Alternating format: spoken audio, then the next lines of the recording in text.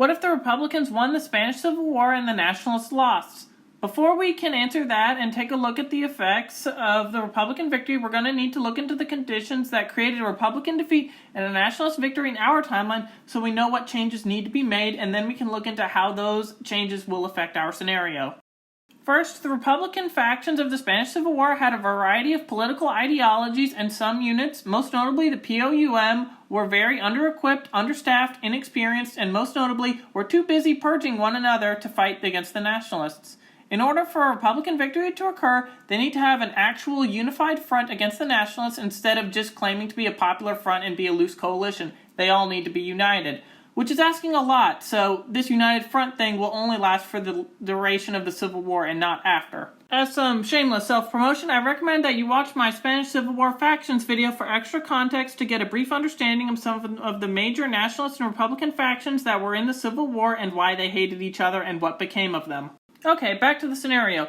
The Republicans are going to need a lot of international support due to the Nationalist successes in 1936. Some sources say that the Nationalists were going to win the war in 1936 with the Battle of Madrid, but the international brigades which fought for the Republicans led to the battle becoming a 2.5-year-long siege. The support given to the Nationalists supported them, but the support given to the Republicans kept them alive. So if we're going to create a condition for a Republican victory, they're going to need a lot more international support.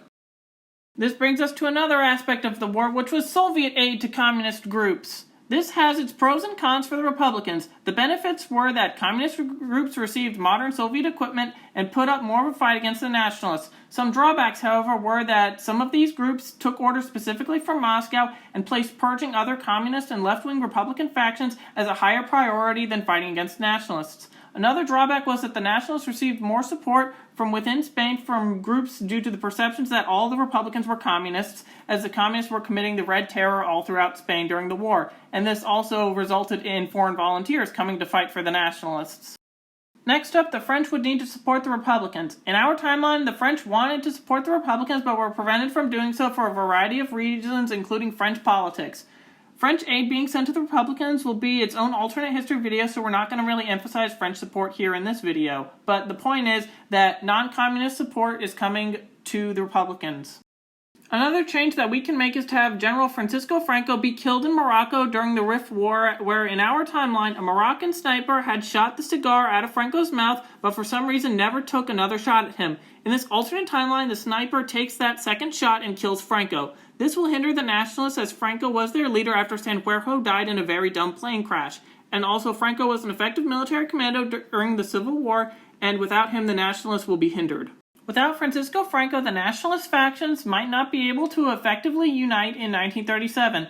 Franco was able to balance the different monarchist and phalange groups during the start of the Civil War in our timeline and worked out the 1937 merger. Without Franco, there could be less unity among nationalist forces, although this is not something that I could effectively predict. Another change that we will make is if the Army of Africa cannot get to Spain. This is a very important change, as the Army of Africa was very effective for the Nationalists and took most of western Spain for the Nationalists early on during the Civil War and spurred Nationalist propaganda victories and messaging throughout Spain. Now that we have a Republican victory, what happens now that the Nationalists have been defeated in an unknown late 1930s year? How does the Republican government work after this victory? Effects of a Republican victory would be initial instabilities, to say the least. All right-wing groups would be instantly purged. The NKVD would be extremely ecstatic to be able to purge the Nationalists, Monarchists, and the Phalange, as well as any other groups that had fought against the Communists and Republicans in the Civil War. The Basque and Catalonia would lose any hope of independence, as they would be immediately purged.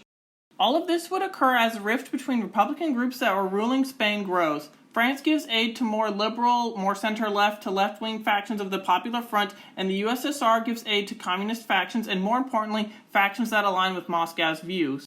Groups like the POUM and anarchists are completely out of luck, as neither France nor the Soviets supported them, and they're going to get purged. The Red Terror is inflated up to 11 in Spain, as the Republicans have won the Spanish Civil War instead of the Nationalists, who committed the White Terror in our timeline. Hundreds of thousands would be executed by different factions, and there would be a mass lootings as well as a huge refugee crisis in Spain of people fleeing to Portugal and France during the Republican reign.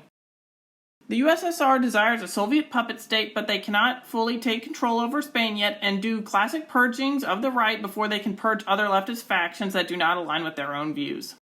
It's possible that in this alternate timeline there's more sympathy for the nationalists after the Civil War without German and Italian aid, as that was one of the conditions that we changed. Also, the nationalists are getting the living crap purged out of them, which is not a good look for the Republicans. Also, the international brigades would become a target for the NKVD, as foreigners to the Civil War with ideas of democracy are dangerous to this new communist state. Morocco possibly cedes from Spain, with the Army of Africa and nationalist refugees seeking their own state that the Spanish Republic wouldn't have the resources to deal with, as they're doing so many internal purges right now. I really cannot overstate how much purging is going to happen with all of this infighting during the Red Terror with a Republican victory. It's kind of possible that a second Spanish Civil War between communists and other Republicans break out, and Republican forces might have a chance at winning this war, as the communists would still be purging each other, but I feel like nobody in Spain would want another war after the first Civil War was so devastating.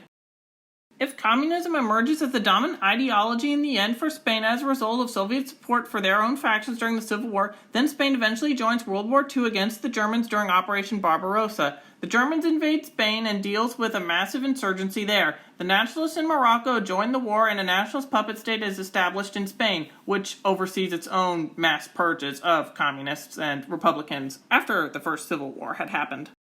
Operation Torch sees a US-UK invasion of Spain and North Africa, as Spain is a belligerent. Portugal would be in a strange situation here.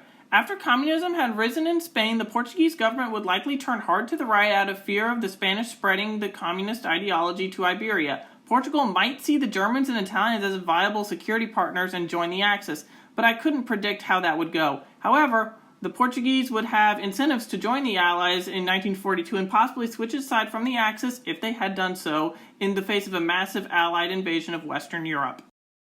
This is just one possibility for this scenario. What do you think would have happened had the Republicans won the Spanish Civil War? Write in the comments below, and thank you for watching.